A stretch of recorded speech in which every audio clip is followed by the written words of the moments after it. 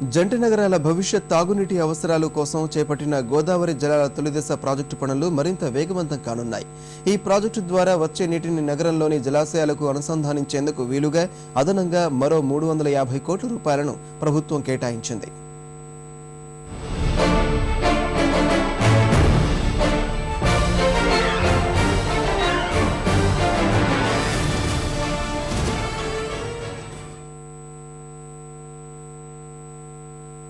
గొంతెండుతున్న భాగ్యనగర వాసుల తాగునీటి అవసరాలు తీర్చడం జలమండలికి తలకుమించిన భారంగా మారింది. రోజుకు 460 మిలియన్ గ్యాలన్ల నీటి డిమాండ్ను అధికారులు అందుకోలేకపోతున్నారు.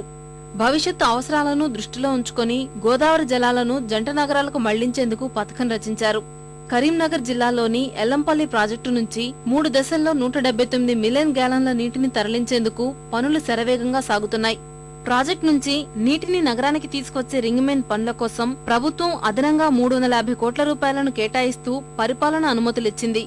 వచ్చే ఏడాది చివరి నాటికి ప్రాజెక్టు పనులు పూర్తి చేసి గోదావరి జలాలను జంటనగర వాసులకు అందించనున్నట్లు జలమండలి అధికారులు వివరించారు. ఇప్పటివరకు ఆల్మోస్ట్ 70 కిలోమీటర్స్ లేయింగ్ కూడా జరిగిపోయింది. మ్యానుఫ్యాక్చరింగ్ కూడా almost 75 kilometres percentage of manufacturing completed.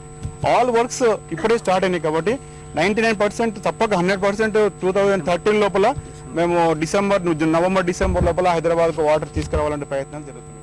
Yellampalli project నుంచి 3 దశల్లో నగరానికి నీరు తరలించనున్నారు. నగర శివారులోని ఘన్పూర్ వద్ద చివరి పంపింగ్ స్టేషన్ ఏర్పాటు చేయనున్నారు.